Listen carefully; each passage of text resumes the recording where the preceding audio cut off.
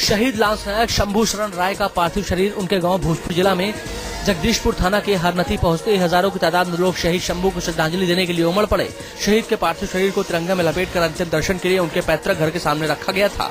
पूरे गांव में शहीद शंभू अमर रहे के नारे लग रहे थे। शहीद शंभू के अंतिम विदाई में हजारों लोग मौजूद थे। पटना के गंगा घाट पर शहीद शंभू का राजकीय सम्मान के साथ अंतिम संस्कार किया गया। 3 साल के बेटे ने उन्हें मुखाग्नि दी। इसके पहले घाट पर सेना ने अपने जाबाज जवान को आखिरी सलामी दी। जम्मू कश्मीर के पुंछ सेक्टर में पाकिस्तानी हमले का जवाब देते हुए शंभू शरण राय ने अपने प्राणों की आहुति दी थी।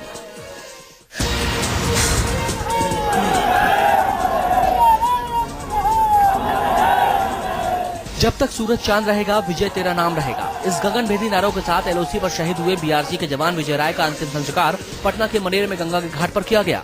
आर्मी और बिहार पुलिस के सलामी के बाद शहीद विजय राय के 6 साल के बेटे मासूम विशाल ने अपने पिता को मुखाग्नि दी। इससे पहले बिहटा से हजारों की तादाद में लोग शहीद विजय की शव यात्रा में शामिल हुए। बुधवार की रात वायुसेना के विशेष विमान से एलओसी पर शहीद विजय का शव पटना लाया गया था। शहीदों के शव को रात ही विशेष सुरक्षा में उनके घर के लिए भेज दिया गया था, लेकिन विजय के शव को दानापुर स्थित बिहार रेजिमेंट सेंटर के अस्पताल में रखा गया था, जहां से आज सुबह उनके शव को पैतृक गांव बिहटा के टेखा गांव ले जाया गया। कोल्हापुर में शहीद कुंडलिक माणे का राजकीय सम्मान के साथ अंतिम संस्कार कर दिया गया। 14वें मराठा लाइट इन्फेंट्री के जवान कुंडलिक माणे को हजारों लोगों ने अश्रुपूर्ण विदाई दी। इस दौरान वहां कई सेना के अधिकारी और महाराष्ट्र के गृह मंत्री आर पाटिल सहित मंत्री हर्षवर्धन पाटिल, हसन मुशर्रफ और लोकसभा में अध्यक्ष के नेता गोपीनाथ मुंडे मौजूद थे। वहां मौजूद हजारों लोगों ने कुंडलिक माणे अमर रहे के नारे लगाए और कई ने सरकार से उनकी शहादत को जाया नहीं होने देने की मांग की। गरीब परिवार से ताल्लुक रखने वाले माणे के परिवार में उनकी पत्नी राजश्री, बेटा अमोल और बेटी आरती, भाई और बुजुर्ग माता पिता हैं।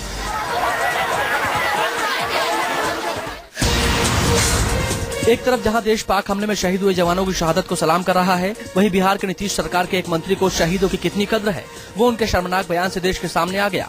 आप खुद सुनिए बिहार के ग्रामीण विकास मंत्री भीम सिंह का वो शर्मनाक और असंवेदनशील बयान। जवान तो शहीद होने के लिए ही होते हैं ना, सेना में और पुलिस में नौकरी क्यों होती है? शहादत के लिए ही जाते हैं। उनका ये है भावना, उसकी है भावना के साथ सेना में कोई जाता है, भावना के साथ पुलिस में जाता है। दरअसल बुधवार रात जब शहीद जवानों का शव विशेष विमान से पटना एयरपोर्ट आया था, उस वक्त बिहार सरकार का कोई भी मंत्री मौजूद नहीं था। इस पर जब भीम सिंह से रिपोर्टर ने सवाल किया तो उन्होंने ऐसा बेशर्मी भरा बयान दे दिया। शहीदों पर बिहार के ग्रामीण विकास मंत्री भीम सिंह को उनके शर्मनाक बयान पर बिहार के मुख्यमंत्री नीतीश कुमार ने फटकार लगाई है। नीतीश कुमार ने बयान को गलत बताते हुए उनसे माफी मांगने को कहा, जिसके बाद भीम सिंह ने अपने बयान से माफी मांगी। मेरे तोड़ मरोड़ कर किए गए परोसे गए बयान से भी देशवासियों को जो दुख पहुंचा है, जो भावना को ठेस पहुंची है, मैं उसके लिए खेद प्रकट करता। वहीं जेडीयू अध्यक्ष शरद यादव भी भीम सिंह के बयान से बेहद नाराज हैं। गलत बयान है उनका। गैरबाजी में फौज में जाकर के सभी शहीद होते हैं, ऐसा सवाल ही नहीं है, ये गलत बात है। शहीदों पर बिहार के ग्रामीण विकास मंत्री भीम सिंह के शर्मनाक बयान पर विपक्ष ने मंत्री और नीतीश कुमार को आड़े हाथों लिया है। विपक्ष ने इसे बेहद शर्मनाक बताते हुए मंत्री से इस्तीफे की मांग की है। आरजेडी ने इसे सेना के जवानों के साथ ही देश के लोगों की भावनाओं का भी अपमान बताया है। मानसिकता दर्शाता है बिहार के माननीय मुख्यमंत्री और उनकी सरकार का ऐसा अशोभनीय शब्द, और जिस प्रकार से उन्होंने तोहनी की है पूरे देश के फौज का कि फौजी मरने के लिए पैदा होता है। अब ये जो भी जिन्होंने भाई साहब ने जो भी बोला है, ये बिल्कुल सरासरी मेरे हिसाब से अच्छी बात नहीं है, बल्कि गलत बात है। मैं समझता हूँ कि वो मंत्री को इस्तीफा होगा जो इस तरह का बयान देगा। बेतुकी बयान है ये। जम्मू कश्मीर के पुंछ सेक्टर में भारतीय सैनिकों की शहादत पर बयान देने से फंसे रक्षा मंत्री ए के एंटनी ने आज आखिरकार बयान बदल दिया। एंटनी के बदले बयान पर बीजेपी ने संतोष जताया है। एंटनी ने कहा कि पुंछ में भारतीय सैनिकों पर हमला पाकिस्तानी सेना ने ही किया था। अब ये साफ हो चुका है कि पाकिस्तानी फौज का विशेष दस्ता इस हमले में शामिल था। इससे पहले बीजेपी ने सदन शुरू होते ही राज्यसभा से वॉकआउट कर दिया। बीजेपी की मांग थी कि इस मामले में एंटनी को माफी मांगनी चाहिए और प्रधानमंत्री मनमोहन सिंह को बयान देने के लिए खुद आगे आना चाहिए। दरअसल ये सारा बखेड़ा उस बयान से शुरू हुआ जिसमें एंटनी ने संसद में ये कहा था कि कुछ आतंकवादियों ने पाकिस्तानी फौज की वर्दी पहनकर इस घटना को अंजाम दिया। जो गलती रक्षा मंत्री के माध्यम से हुई थी और वो पूरे संसद और देश को उससे संबद्ध करवाना चाहते थे, हम उसको सुधारने की कोशिश में लगे थे और मुझे खुशी है कि रक्षा मंत्री ने उस गलती को स्वीकार करते हुए सुधारा है। सीमा पर पाकिस्तान के नापाक हमलों के बाद संसद में सफाई देने उतरे रक्षा मंत्री ए के एंटनी के बयान के पीछे का सच अब सबके सामने आ गया है। ये साफ हो गया है कि संसद में पाकिस्तानी सेना को बेदाग बताने वाले एंटनी के बयान के पीछे आखिर किसकी सोच काम कर रही थी। न्यूज 24 को मिली अहम जानकारी के मुताबिक पाकिस्तान को क्लीन चिट देने की रणनीति के असली सूत्रधार कोई और नहीं बल्कि राष्ट्रीय रक्षा सलाहकार शिवशंकर मेनन है। ये मेनन की दखल का ही नतीजा था कि जब एंटनी ने सीमा पर 5 शहीदों की मौत पर पहला बयान दिया तो उसमें पाकिस्तानी सेना को कटघरे में खड़ा करने की कोशिश नदारद नजर आई, बल्कि उल्टे एंटनी ने एक कर अपनी सरकार और अपनी पार्टी को एक बड़ी सियासी और कूटनीतिक मुसीबत में डाल दिया कि हमले में पाकिस्तानी सेना का कोई हाथ ही नहीं था। Heavily armed terrorists along with persons dressed in Pakistan Army uniforms. राष्ट्रीय सुरक्षा सलाहकार शिवशंकर मेनन ने रक्षा मंत्री एंटनी के बयान में बदलाव क्यों कर दिया? ऐसी क्या लाचारी थी कि जिस पाकिस्तानी सेना के खिलाफ पूरे देश में आक्रोश है और उस सेना पर सवाल उठाने तक की वो हिम्मत नहीं कर पाए? कूटनीतिक सूत्रों की माने तो शिवशंकर मेनन नहीं चाहते थे कि सितंबर में नवाज मनमोहन की मुलाकात खटाई में पड़ जाए। मनमोहन सिंह सितंबर में संयुक्त राष्ट्र की महासभा में भाग लेने न्यूयॉर्क जा रहे हैं। न्यूयॉर्क में ही मनमोहन नवाज की मुलाकात का कार्यक्रम है। एंटनी के बयान में पाकिस्तान पर हमले का मतलब था मनमोहन नवाज की बैठक की राह में मुश्किलें खड़ी होना। कूटनीतिक बिरादरी से ताल्लुक रखने वाले मेनन जानते थे रक्षा मंत्रालय के बयान का क्या मतलब होगा। बैठक की राह में रोड़ा खड़ा होना। जाहिर है नौकरशाह मेनन ने देश की भावना को समझने में भूल की। भारतीय जनता पार्टी ने अपना चुनावी प्लान तैयार करना शुरू कर दिया है। गुजरात के मुख्यमंत्री नरेंद्र मोदी को पार्टी का पीएम उम्मीदवार घोषित किए जाने को लेकर भी कयास लगाए जा रहे हैं। ऐसे में बीजेपी का चुनावी पोस्टर इस शंका को दूर करता दिखाई दे रहा है कि बीजेपी का पीएम उम्मीदवार कौन होगा। बीजेपी ने आने वाले आम चुनाव की तैयारियों के चलते पार्टी का नया पोस्टर बॉय नरेंद्र मोदी को बनाया है। बीजेपी ने अपने नए पोस्टर में सिर्फ नरेंद्र मोदी को ही दिखाया है। मोदी के पोस्टर में बीजेपी ने अपना स्लोगन भी दिया है, नई सोच नई उम्मीद। पोस्टर में बाएं तरफ मोदी की तस्वीर है, वहीं दाएं तरफ पार्टी का चुनाव चिन्ह कमल और बीच में लिखा है नई सोच नई उम्मीद। संघ की हरी झंडी के बाद नई सोच नई उम्मीद के नारे के साथ मोदी के नाम को भुनाने की कोशिश जल्द ही शुरू हो जाएगी। यूपी के पूर्व सीएम मायावती को आज सुप्रीम कोर्ट ने बड़ी राहत दी है। सुप्रीम कोर्ट ने मायावती के खिलाफ आय से अधिक संपत्ति की पुनर्विचार याचिका रद्द कर दी। सुप्रीम कोर्ट ने यूपी की पूर्व मुख्यमंत्री मायावती के खिलाफ आय से अधिक संपत्ति मामले पर फिर से सुनवाई करने से इनकार करते हुए कहा कि फैसले पर विचार करने का कोई आधार नहीं है। इस मामले में जुलाई 2012 में पूर्व मुख्यमंत्री के खिलाफ सीबीआई की ओर से दायर एफआईआर को सुप्रीम कोर्ट ने रद्द कर दिया था। सुप्रीम कोर्ट के आए फैसले के बाद मायावती ने कहा कि उन्हें कोर्ट पर पूरा भरोसा था।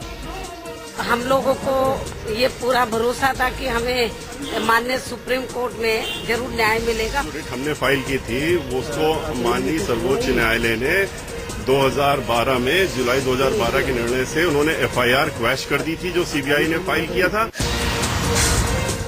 यूपी कैडर के निलंबित आईएएस दुर्गा शक्ति नागपाल के निलंबन को रद्द करने की जनहित याचिका सुप्रीम कोर्ट ने स्वीकार कर ली है। सुप्रीम कोर्ट ने दुर्गा के निलंबन पर सुनवाई के लिए 12 अगस्त की तारीख मुकर्रर की है। जनहित याचिका में यूपी सरकार और केंद्र सरकार को प्रतिवादी बनाया गया है। याचिका में कहा गया कि नागपाल के खिलाफ की गई कार्रवाई मनमानी और असंवैधानिक है। ऐसे में उनके खिलाफ की गई तमाम कार्रवाई को खारिज किया जाए। याचिका में यूपी सरकार के खिलाफ अवमानना की कार्रवाई शुरू करने की मांग की गई है। आपको बता दें कि ग्रेटर नोएडा की एसडीएम दुर्गा को नोएडा के गांव कादलपुर में एक मस्जिद की निर्माणाधीन दीवार गिराने के आरोप में यूपी की अखिलेश सरकार ने उन्हें 28 जुलाई को निलंबित कर दिया था। दुर्गा शक्ति के निलंबन के खिलाफ पूरे देश में यूपी सरकार की निंदा हो रही है। यूपी में खनन माफिया के खिलाफ मोर्चा खोलने वाली दुर्गा शक्ति नागपाल को यूपी सरकार ने निलंबित कर दिया है। तो वहीं हिमाचल प्रदेश के आईएएस अधिकारी यूनुस खान पर खनन माफिया ने ही जानलेवा हमला किया है। यूनुस खान दुर्गा नागपाल के ही बैचमेट हैं और वो नालागढ़ में एसडीएम के पद पर तैनात हैं। रेत माफियाओं ने आईएएस यूनुस खान पर बुधवार सुबह हमला किया। रेत से लदे एक ट्रैक्टर ने एसडीएम यूनुस खान की गाड़ी को टक्कर मारकर पुल से नीचे धकेलने की कोशिश की। ट्रैक्टर को सस्ता पुल पर रोकने की कोशिश कर एसडीएम की गाड़ी के आगे करीब 500 मीटर तक ड्राइवर ने खतरनाक ढंग से ट्रैक्टर चलाया। एसडीएम की सरकारी गाड़ी ट्रैक्टर की चपेट में आने से बाल बाल बची। वारदात के बाद मौके से फरार ट्रैक्टर चालक को पुलिस ने गिरफ्तार कर लिया है। गिरफ्तार ट्रैक्टर ड्राइवर ने अपना गुनाह भी कबूल कर लिया है। इशरत जहां फर्जी मुठभेड़ मामले में गुजरात पुलिस के एडीजी पीपी पांडे की याचिका पर सुप्रीम कोर्ट में सोमवार को सुनवाई होगी। पांडे ने सीबीआई की गिरफ्तारी से बचने के लिए याचिका दायर की है। गुजरात हाईकोर्ट ने इससे पहले फर्जी मुठभेड़ मामले में पांडे की होने वाली गिरफ्तारी पर रोक लगाने से इनकार कर दिया था। अहमदाबाद की विशेष सीबीआई अदालत ने 7 अगस्त को पांडे के खिलाफ गैर जमानती वारंट जारी किया था। पांडे ने सुप्रीम कोर्ट में याचिका दायर कर अंतरिम राहत की मांग की थी, जिस पर सोमवार को सुनवाई होगी। आपको बता दें कि साल 2004 के इशरत जहां और उसके 3 साथियों की फर्जी मुठभेड़ में मौत हो गई थी। गुजरात पुलिस दावा करती है कि इशरत और उसके 3 दोस्त गुजरात के मुख्यमंत्री नरेंद्र मोदी की हत्या करने के इरादे से अहमदाबाद आए थे, जहां पुलिस के साथ हुई मुठभेड़ में उनकी मौत हो गई थी। पुणे की जर्मन बेकरी ब्लास्ट केस में दोषी करार दिए गए हिमायत बेग पर बॉम्बे हाईकोर्ट में होने वाली सुनवाई 12 अगस्त यानी सोमवार को होगी। बेकरी ब्लास्ट केस में पुणे की सेशन कोर्ट ने बेग को फांसी की सजा सुनाई थी, जिसके खिलाफ हिमायत ने बॉम्बे हाईकोर्ट में अपील की है। साल 2010 में हुए इस धमाके में 5 विदेशियों समेत 17 लोगों की मौत हो गई थी। मामले में कुल 6 आरोपी थे, जिसमें से 5 अब भी फरार हैं। गिरफ्तार बेग को कोर्ट ने ब्लास्ट मामले में दोषी करार दिया था। कोर्ट में हिमायत बेग को जिन अपराधों के लिए दोषी ठहराया गया था उसमें उसे मौत की सजा हुई थी। लश्कर तैयबा के सदस्य डेविड हेडली ने अपने सहयोगी तहव्वुर राणा के खिलाफ अमेरिकी अदालत में सुनवाई के दौरान अपनी गवाही में माना था कि उसने पुणे की जर्मन बेकरी की रेकी की थी। महाराष्ट्र एटीएस ने बेग को 7 सितंबर 2010 को गिरफ्तार किया था। हाथों में हथियार, पत्थरबाजी और हंगामा मचाते ये हैं दिल्ली के बाल सुधार गृह में बंद बाल कैदी। दिल्ली में रिंग रोड पर मजनू के टीला के पास बने आधारशिला बाल सुधार में बंद बाल कैदियों ने जमकर बवाल काटा। सुधार गृह के वार्डन और स्टाफ पर मारपीट और बदसलूकी के आरोपों के बाद बाल कैदियों का हंगामा शुरू हो गया। बाल कैदियों ने स्टाफ के कर्मचारियों को बाहर खदेड़कर सुधार गृह पर ही अपना कब्जा जमा लिया। हंगामे की खबर लगते ही मौके पर पहुंची पुलिस को भी इन बाल कैदियों ने नहीं बख्शा और इन पर पत्थरबाजी शुरू कर दी। जेल के बाहर रिंग रोड पर हो रही पत्थरबाजी के चलते सड़क से निकलने वाले वाहन जहां के तहां खड़े हो गए।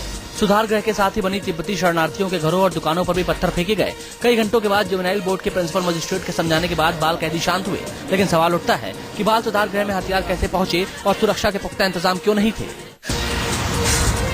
कन्नौज की जेल में कैदी ने फांसी लगाकर खुदकुशी कर ली। मृतक कैदी का नाम कमलेश बताया गया है, जिसने जेल के टॉयलेट में फंदा लगाकर अपनी जीवन लीला खत्म कर ली। कैदी की फांसी लगाने की खबर लगते ही जेल में हड़कंप मच गया। आनंद फानन में कैदी को अस्पताल ले जाया गया, जहां डॉक्टरों ने उसे मृत घोषित कर दिया। कैदी की मौत की खबर लगते ही जेल में बंद बाकी कैदियों ने जमकर हंगामा मचाया और प्रशासन के खिलाफ जमकर नारेबाजी की। स्थिति काबू करने के लिए कई जिलों से अतिरिक्त पुलिस फोर्स बुलानी पड़ी। दरअसल कैदी कमलेश की डिप्टी जेलर के कहने पर बुरी तरह से पिटाई कर दी गई, जिससे परेशान होकर कमलेश ने फांसी लगा ली। कन्नौज जेल में कैदी की खुदकुशी की ये कोई पहली घटना नहीं है। कुछ दिन पहले ही कन्नौज जेल में किए गए स्टिंग ऑपरेशन में जेल में चल रही मौज मस्ती और अय्याशियों की पोल खोली गई थी। 5 बेटियों को गला काटकर हत्या करने वाले दोषी पिता मगन लाल की फांसी रोक दी गई है। मगन लाल को आज यानी 8 अगस्त को फांसी होनी थी। सुप्रीम कोर्ट ने अगले आदेश तक आरोपी मगन लाल की फांसी पर रोक लगा दी है। मगन लाल को जबलपुर सेंट्रल जेल में आज तड़के फांसी दी जानी थी। मगन लाल को सीहोर की सेशन कोर्ट ने फांसी की सजा सुनाई थी। मगन की माफी याचिका एमपी हाई कोर्ट जबलपुर के बाद सुप्रीम कोर्ट ने भी खारिज कर दी थी। राष्ट्रपति प्रणब मुखर्जी ने भी 22 जुलाई 2013 को मगन लाल की दया याचिका को खारिज कर दिया था। आपको बता दें कि 11 जून 2010 को मध्य प्रदेश के सीहोर में वैशी बाप ने अपनी 5 लड़कियों की बड़ी बेरहमी से कुल्हाड़ी से काटकर हत्या कर दी थी। बेटियों को मारने के बाद मगन लाल ने खुदकुशी की कोशिश की थी, लेकिन उसे गांव वालों ने पकड़कर पुलिस के हवाले कर दिया था। भोपाल में इंजीनियरिंग की छात्रा की खुदकुशी मामले में पुलिस ने कॉलेज में पढ़ने वाली 4 सीनियर लड़कियों और एक शिक्षक के खिलाफ केस दर्ज कर लिया है। दरअसल इंजीनियरिंग की छात्रा को कुछ सीनियर छात्र छात्राओं ने इस कदर प्रताड़ित किया कि पीड़ित छात्रा ने हॉस्टल के ही कमरे में फांसी लगाकर खुदकुशी कर ली। मृतक लड़की के परिजनों ने आरोप लगाया था कि छात्रा को उसके सीनियर पिछले 2 सालों से प्रताड़ित कर रहे थे, जिसकी वजह से छात्रा ने फांसी लगा ली। परिजनों के मुताबिक छात्रा ने सीनियरों के बर्ताव की शिकायत कॉलेज के प्रिंसिपल से भी की थी। इसके बाद दबंग सीनियरों ने उसके ऊपर तेजाब फेंकने की धमकी भी दी थी। जांच में जुटी पुलिस को मौका वारदात से सुसाइड नोट भी मिला था, जिसमें प्रताड़ना का जिक्र है। मेडिकल की पढ़ाई करने वाले छात्रों के लिए सरकार की नई नीति मुसीबत बन गई है। इसी का विरोध करने के लिए देश भर के मेडिकल छात्र दिल्ली में जंतर मंतर पर विरोध करने के लिए जमा हुए। मेडिकल छात्रों को रोकने के लिए पुलिस को काफी मशक्कत करनी पड़ी। पुलिस ने हल्का बल प्रयोग और वाटर कैनन का इस्तेमाल किया। दरअसल सरकार ने मेडिकल की पढ़ाई में पीजी करने वाले छात्रों के लिए 1 साल के लिए गाँव में प्रैक्टिस कंपल्सरी कर दी है। गाँव में 1 साल की प्रैक्टिस करने के बाद ही छात्र मेडिकल में पीजी कोर्स के लिए अप्लाई कर सकते हैं। छात्रों का कहना है कि सरकार पीजी कोर्स के दौरान ही 1 साल की ट्रेनिंग अनिवार्य करे। इससे उनका 1 साल बच जाएगा और गाँव में उनकी प्रैक्टिस भी हो जाएगी। हैदराबाद में पुलिस ने बड़े ही अनोखे ढंग से चोरों के एक गिरोह को गिरफ्तार किया है। पुलिस के मुताबिक ये चारों चोर हैदराबाद के पौष इलाके जुबली हिल्स के एक घर में नौकरी करते थे। मौका पाते ही इन लोगों ने अपने ही मालिक के 24 लाख के गहने और नकदी पर हाथ साफ कर दिए। बड़ी सफाई से सबूतों को मिटाते हुए ये मौके से फरार हो गए। लाखों की चोरी की सूचना पुलिस को मिली, पर इन चोरों का कोई सुराग नहीं मिला। पुलिस को घर के मालिक से पता लगा कि उनके 23 साल के एक नौकर के दाएं हाथ में 5 की बजाय 6 उंगलियां हैं। यही जानकारी इन चोरों के लिए गले की फांस बन गई। इसी जानकारी को आधार बनाकर पुलिस ने अपनी जांच शुरू की और रेलवे पुलिस की सहायता से ओडिशा फरार होने की कोशिश कर रहे इन सभी को धर दबोचा।